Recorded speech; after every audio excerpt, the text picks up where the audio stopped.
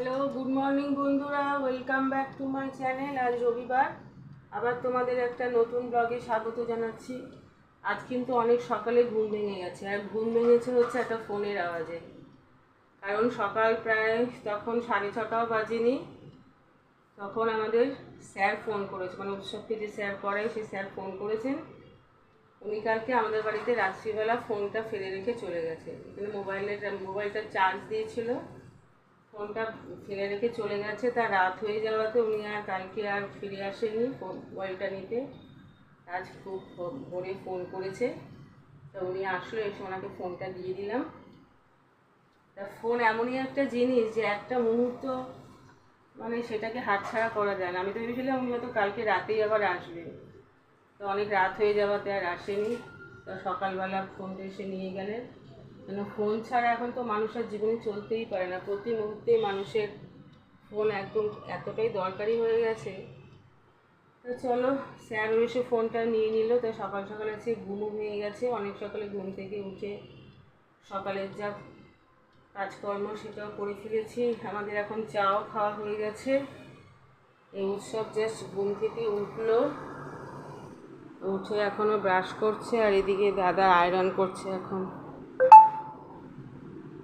দাদা আয়রন করছে, এভাবে এখন দাঁড়িয়ে এখানে আয়রন করছে, না হলে হাঁটুতে খুব প্রবলেম হয়ে যায়। আর ওখানে উৎসব এখন ব্রাশ করছে। আর আমাদের সকালবেলা দুর্গা মণ্ডপে দেখো যে গানগুলো হয়, ঠাকুরের গানগুলো খুব ভালো লাগে। আর এদিকে দেখো আমাদের দুর্গা মণ্ডপের এখানে শেড দিয়েছে। এখানে যে পুজোর সময়, দুর্গা পুজোর সময় যে আমাদের খাওয়া দাওয়ার যে ব্যবস্থা করা হয় দুর্গা মণ্ডপে, আগে তো সপ্তমী নবমী দুদিন বসে খাওয়ানো হতো, আর অষ্টমীর দিনকে ভোগের প্যাকেট দেওয়া হতো। এখন সপ্তমীটা বন্ধ করে দিয়েছে খাওয়াটা, এখন শুধু নবমীর দিনকে বসে খাওয়ানো হয়। বসে বলতে বুফে সিস্টেমে, আমাদের এইখানটা আমাদের পুরো ঘিরে এখানটা সবাই খাওয়া দাওয়ার আয়োজন করা হয়, আর অষ্টমীর দিনকে প্যাকেট দেওয়া হয়। এইবার ওই দূরে আমাদের ওই নান্দিক বলে যেটা আছে সুইমিং পুলের ওখানে রান্নাবান্না করলে না নিয়ে আসতে খুব অসুবিধা হয়।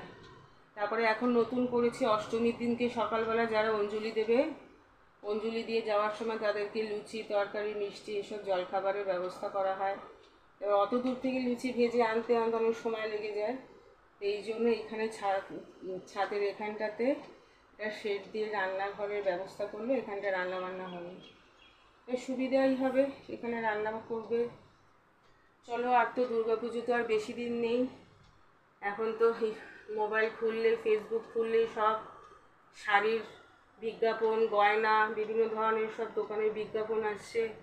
মানে যত পুজো না দেরি, তার থেকে আমাদের সবাই পুজোটাকে আরও এগিয়ে দেয়, বলে এই শপিংয়ের ব্যাপারটা নিয়ে, খালি পুজো চলে এসছে, পুজো আর বেশি দেরি নেই, সবাই কেনাকাটা শুরু করে দিন, শেষ মুহূর্তের জন্য থাকবে না, এই বলে বলে মানুষকে আরও পুজোটা যেন এগিয়ে দিচ্ছে সবার মধ্যে। তা আমি এখনও পুজোর সেরকম কিছুই কেনাকাটা করিনি। তো এবার পুজোতে সেরকম শাড়ি কিছু কিনবো না, কেন গত বছর শাড়ি কিনেছিলাম অনেক, আর শাড়ি পরে তো সাধারণত আর কোথাও বেরোনোও হয় না, খুব অকেশন ছাড়া। আর শুধু এই রাস্তাঘাটে বেরোলে তো চুড়িদার পরেই বেরোই, রাস্তাঘাটে বেরোলে তো চুড়িদার পরেই সব বেরোনো হয়। এবার ভাবছি ভালো ভালো কিছু চুড়িদারের সেট কিনতে হবে। আমাদের চা খাওয়া হয়ে গেছে, শুধু উৎসবের চা জল এসব পড়ে আছে।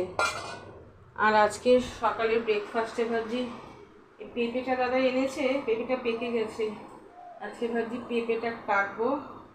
আর কিছু রান্না বান্না সেরকম কিছু করবো না, কারণ তো কালকেই তোমাদেরকে বলেছি যে আজকে আমাদের দুপুরে নেমন্তন্ন আছে, তাই সেখানে যাব। তাই পেঁপে আর ফল এগুলো সব, আর একটু কলা এসব কাটবো, এসব খাওয়া হবে।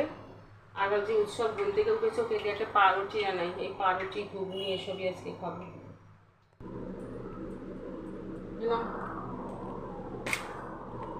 চা খাওয়া হয়ে গেলে একটু করে ফল খেয়ে নিস। চাপা দিয়ে রাখছি জালে দিয়ে, বুঝলে? এই যে ফল রয়েছে, আমটা খুব ঠান্ডা আছে, ফ্রিজে ছিল তো, আমটা পরে না অর্ধেকটা পেঁপে সব। হ্যাঁ, পেঁপে দেখে তো মনে হচ্ছে মিষ্টি আছে, মুখে দিইনি।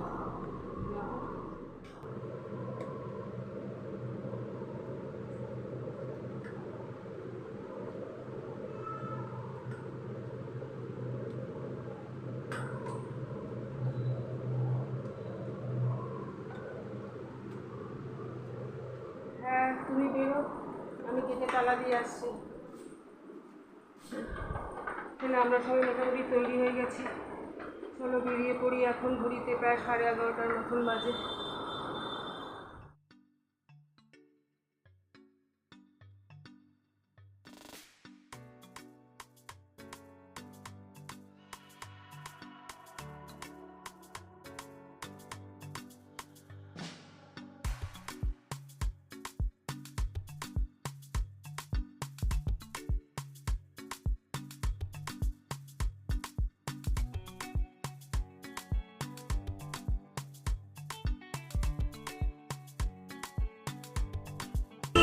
যে আমাদের আগে বর্দার গাড়ি যাচ্ছে, আমাদের ডিরেকশন দিতে দিতে নিয়ে যাচ্ছে, প্রায় কাছাকাছি চলেই এসছে।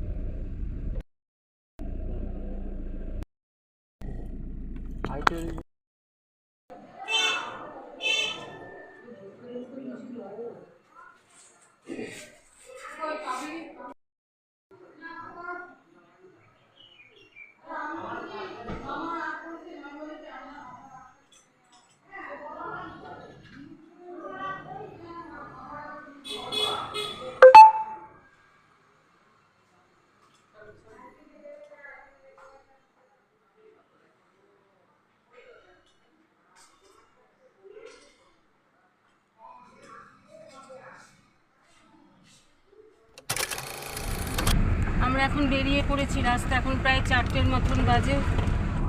খাওয়া দাওয়া হয়ে গেছে। কালকে মা দুর্গা থেকে নেওয়ার পরে চা খাওয়ানো না, চা নিয়ে হ্যাঁ, কালকে জামা কাপড় কিনতে গিয়ে তখন আবার চা খাওয়া। চা একসাথে আসছিল তো। চাটা ওরা নিজেরাই বানায়, জানো তো? তাই ইলেকট্রিক কেটলি বানায়? নিজেরাই বানায়। মানে অতগুলো চা কেউ কিনে এনে পোষায় না। হতে পারে না, বলা থাকে যে যারা থাকে না দোকানে দোকানে হচ্ছে সে চা চা চা দিয়ে যায়, সেরকম মানে ধরা। হতেও পারে, ইলেকট্রিক কেটলে তো রচা তো করতে কি লাগে। হ্যাঁ একদিন করে খাওয়া দিয়েছি, মনে আছে? হ্যাঁ হ্যাঁ, ভেতরে সব জায়গা থাকে, সবচেয়ে সুবিধা তো ইলেকট্রিক কেটল আছে তো, করতে সুবিধা। রচা তো। আমরা এখন বিকেলে আমরা চলে এসেছি অশোকনগর থেকে। এখন বসে আমরা সবাই এখন বিকেলে চা খাচ্ছি, গরম গরম চা, আর সঙ্গে আছে বিস্কিট। এখন ঘড়িতে প্রায় 7:30 মতন বাজে। ওখান থেকে আসলাম, এসে ফ্রেশ হয়ে সন্ধে দিয়ে এখন চা নিয়ে বসেছি। এবার আজকে রাতের ডিনারে কি খাবো সেটাই ভাবছি। উৎসবকে বললাম যা নিয়ে আয়, আজকে বাড়িতে কিছু বানাবো না, বাইরে থেকে খাবার নিয়ে আয়। উৎসব বলছে বাইরে থেকে আজকে রোল নিয়ে আসবে।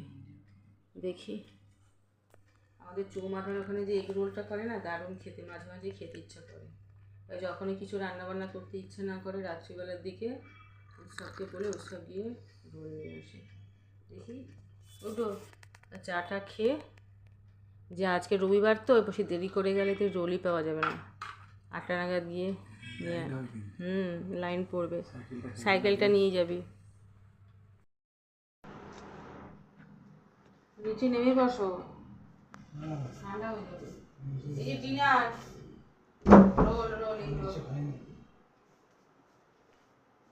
তাহলে এটাকে সরাও, সরিয়ে দিকটা দিই। এখন উৎসব গিয়ে রাতের ডিনারের জন্য এগ রোল নিয়ে আসলো। এখন এগ রোল দিয়ে আমাদের রাতের ডিনার হচ্ছে, আর কিছুই করতে ইচ্ছা করছিল না, ওকে বললাম যে এগ রোল কিনে নিয়ে আয়। তাহলে বন্ধুরা আজকের মতন ব্লগটাকে এখানেই শেষ করছি। আর আমার ভিডিওর যদি তোমাদের কোনো কিছু ভালো লেগে থাকে তাহলে এটা প্লিজ লাইক করো, শেয়ার করো আর সাবস্ক্রাইব করো। আর আমার চ্যানেলের নতুন বন্ধুদেরকে বলছি, তোমরা যদি আমার এই ব্লগ ভালো লেগে থাকে তাহলে তোমরা সাবস্ক্রাইব করো। আর পুরনো বন্ধুরা তো তোমরা সবাই আমার সঙ্গেই আছো।